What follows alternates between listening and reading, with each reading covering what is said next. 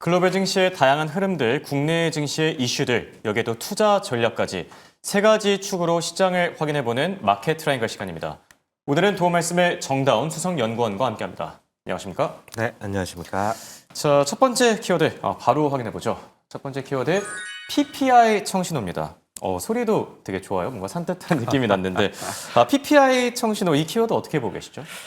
네, PPI가 간밤에 발표가 됐습니다. 네. 일단 가장 먼저 눈에 띄는 부분은 컨센서스를 대폭 하회하는 수치가 발표가 됐다라는 부분이고, 그러다 보니까 이제 기준금리 인하에 대한 기대감이 한층 더 강화되는 그런 모습들을 보였었는데, 다만 새로운 또 우려가 하나 더 좀 불거지는 양상이 나타났습니다. 이 PPI가 전월 대비해서 마이너스 0.1%로 발표가 되면서 컨센서스가 원래 0.3%였는데 이걸 크게 좀 하회를 했죠.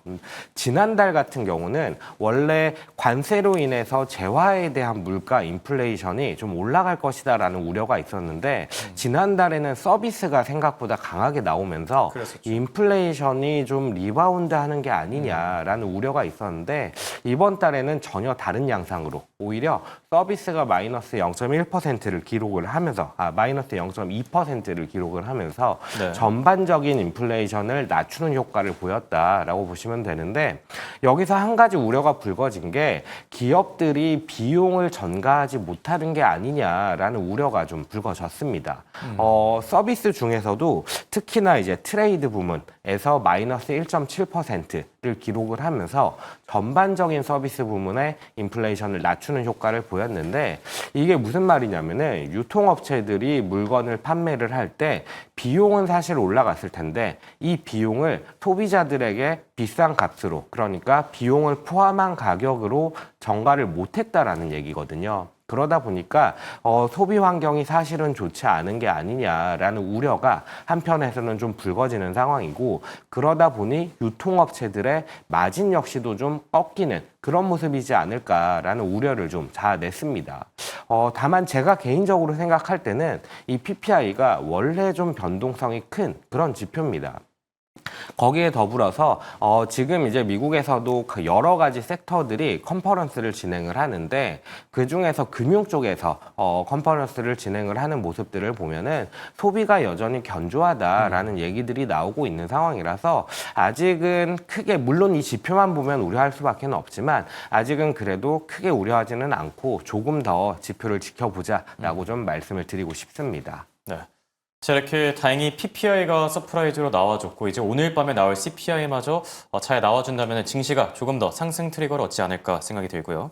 자, 두 번째 키워드 바로 확인해 볼까요? 두 번째 키워드, 그렇죠. 코스피 새 역사를 썼습니다. 45년 만에 이제 가보지 않는 길을 가게 되는 거거든요. 그런데 일각에서는 이제 고점을 뚫었으니까 더 갈 것이다 이런 얘기들도 나오고, 다른 쪽에서는 이제 7거래일 연속 올랐다 보니까 피로감이 좀 만만치 않다 이런 얘기들도 나오는데 연구원님은 어떻게 보시죠? 저는 긍정적으로 바라보고 예. 있습니다. 더 갈 수 있다라고 생각을 하는데, 제가 사실 최근에 뭐 방송 꾸준히 하다 보면은 제가 사실 최근에 가장 고민했던 두 가지 포인트가 있습니다. 어떤 거죠? 한 가지는 이제 기준금리 인하가 될 것이냐. 예. 그러니까 전반적인 시장의 금리가 하락을 하면서 기업들의 비용이 낮아지고 투자라든지 소비라든지 이런 부분들이 회복될 여지가 있을 것이냐라는 것이었는데, 금리는 어쨌든 고용지표가 둔화되면서 최근에 좀 낮아지는 모습을 보였고, 또 다른 한 가지는 뭐냐면은 이건 좀 한국 시장에 대한 이야기인데, 원래는 미국이 소비나 투자를 늘리게 되면 그로 인해서 우리나라에서 수출을 늘리게 되고, 그렇게 늘어난 수출이 우리나라의 기업 이익 증가로 이어져야 되는데, 지금 같은 경우는 이 연결고리가 관세라든지 뭐 이런 다양한 변수로 인해서 약간은 깨져 있는 상황이었거든요. 근데 최근에 반도체 쪽에 대한 훈풍들이 불어오면서 반도체 쪽의 실적에 대한 기대감들이 조금씩 올라오고 있다는 부분이 저는 좀 상당히 긍정적으로 보여지고 있어서 시장에 대해서는 저는 좀 더 상승할 여력이 있지 않겠나 이렇게 좀 바라보고 있습니다. 네. 그럼에도 불구하고 약간 아쉬운 부분들도 있기는 해요. 뭐 예를 들어서 K 디스카운트 어떤 요인들이 조금 더 충족이 돼야지 탈출할 수 있을까요?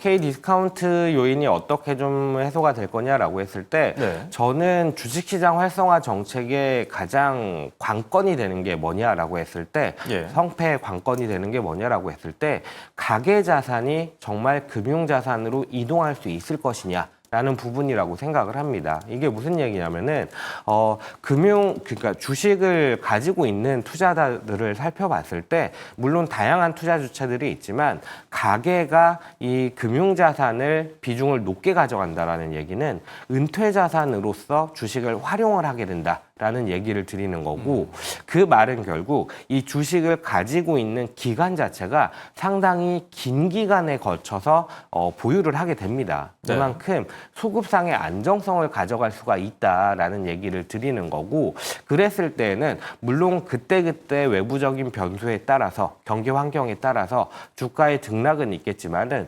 주가의 상승이라든지 아니면 안정성이라든지 이런 부분들을 상당히 높일 수가 있다라고 생각을 하고 있어서 저는 개인들의 자금이 얼마나 많이 유입될 것인지가 관건이다라고 생각을 하고 있고 네. 개인 수급이라고 하면은 사실 조금은 폄하하는 경향들이 있는데 개인 수급들이 파워풀하던 시기가 있습니다. 뭐 2007년에 가계에서 이제 1가구 1펀드라는 열풍이 불 정도로 펀드 가입을 희망했던 시기가 있었고 2021년에 이제 코로나 때 가게에서 개인들이 주식을 하면서 지수 자체를 끌어올리는 모습을 보였거든요. 그래서 저는 개인적으로는 이번에도 개인들의 자금이 유입될 수 있을 것이냐, 그 유인을 끌어낼 만한 정책들이 이어질 것이냐, 그렇죠. 이 부분을 좀 봐야 된다라고 생각을 합니다. 네. 뭐 외국인도 중요하고 기관도 중요하겠지만 그만큼 개인들의 영향력, 개인들의 힘도 중요하지 않을까 생각이 들고요. 세 번째 키워드 바로 살펴보죠. 세 번째 키워드는 코스닥 정상화입니다. 코스닥 지수도 좀 잘 가졌으면 좋겠는데 코스닥 지수 뭐 이재명 대통령도 그랬죠. 이제 코스닥 신뢰 회복을 강조한 상태인데 코스닥 활성화의 마중물이 될 수 있을까요? 네. 이재명 정부에서 이제 뭐 국민성장 펀드 150조로 확대를 해서 추진을 한다 이런 얘기를 하긴 네. 했는데 이게 아직 세부적인 방향들이 좀 나오지는 않은 것 같아요. 그래서 뭐 혁신 기술들에 좀 투자 지원을 하겠다 이런 얘기들을 하고 있는 상황인데 실질적으로 어느 쪽에 좀 방점을 찍고 투자 자금이 좀 집행이 될지 이런 부분들이 좀 관건이 될 것 같고 전반적인 환경으로 생각을 했을 때에는 당연히 직접적인 자금을 지원을 하는 부분이다 보니까 시장 자체에는 당연히 좀 도움이 되지 않을까라고 생각을 하고 있고 지금 코스피와 코스닥을 생각을 했을 때 이게 좀 많이 벌어져 있는 상태이다 보니까 그렇죠. 좀 더 이런 뉴스들에 긍정적으로 반응을 할 가능성이 높지 않겠나 이렇게 좀 생각을 합니다. 네. 그렇다면은 궁금한 게 이 시점에서 코스피냐 코스닥이냐 사실 뭐 코스피는 계속 고공행진하고 있는데 코스닥은 좀 저평가됐다 이런 얘기들이 많이 들리긴 하거든요. 연구원님은 개인적으로 어느 쪽에 조금 더 베팅을 하실 것 같으세요? 결론적으로는 네. 코스닥에 대해서도 좀 긍정적으로 말씀을 드리기는 했습니다만 예. 저는 대형주 단에 아직은 무게중심이 좀 실려 있다라고 생각을 하고 있고요.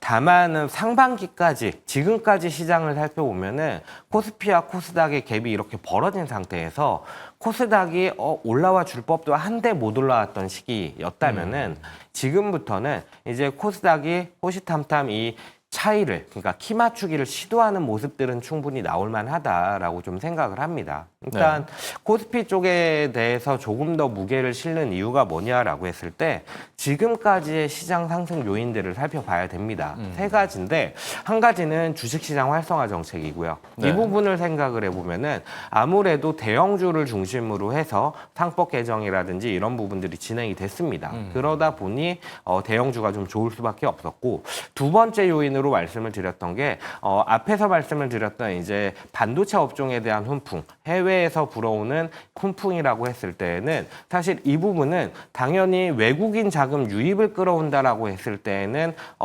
대형주 쪽에 무게중심이 실리는 부분은 있습니다만 그럼에도 불구하고 업황 자체에 대한 기대감이 좀 개선이 되는 부분이 있다 보니까 이 관점에서는 코스닥에서도 충분히 실적이 좋아지고 기대감을 가져갈 만한 종목들이 생길 수 있다라는 얘기가 되기 때문에 여기에서는 물론 무게중심은 외국인 수급을 생각하면 대형주 중심이겠으나 중소형주 중에서도 충분히 상승을 가져갈 만한 업종들, 종목들이 나올 수 있다라는 생각을 하고 있기 때문에 이 관점에서 바라보면은 코스피가 무게중심이 있지만 코스닥에서는 종목을 잘 골라보자라는 관점으로 좀 접근을 하시는 게 어떨까 이렇게 생각을 합니다. 네. 그렇다면 어떤 섹터 쪽으로 좀 더 살펴보는 게 좋을까요? 저는 무엇보다 반도체 쪽이 좋다라고 생각을 하는데 지금까지 시장이 상승을 할 때 약간은 반도체가 소외돼 있었어요. 예. 이렇게 소외돼 있던 상황에서 AI에 대한 기대감들이 최근에 좀 확대가 되고 있는 상황인 것 같고 더불어서 일반 디램에 대한 부분들도 내년을 바라봤을 때 공급 불균형에 대한 문제들이 약간은 완화가 되면서 일반 디램 쪽에서도 충분히 내년에 수급이 개선이 될 수 있다라는 얘기가 나오고 있고 이런 부분들을 이제 반영을 하다 보니까 글로벌 IB 쪽에서도 약간의 우리나라 반도체 쪽에 대해서 긍정적인 시선의 자료를 좀 발간을 하는 모습들이 나타나고 있어서 저는 그런 부분들을 감안을 했을 때 반도체가 사실 제일 좋지 않을까. 특히나 가격적으로도 지금까지 약간은 소외돼 있었던 게 반도체 쪽이거든요. 그러다 보니 반도체 쪽에 대해서 저희는 지금 시점에서는 가장 좀 긍정적으로 바라보고 있다라고 좀 생각을 합니다. 네. 정리를 해보자면 어쨌든 코스닥보다는 코스피가 조금 더 유망하고 그리고 대형주 위주 그 가운데서도 또 반도체를 살펴볼 필요가 있다. 이렇게 조언해 주셨습니다. 지금까지 도움 말씀에 정다운 수석연구원과 함께했습니다. 감사합니다. 감사합니다.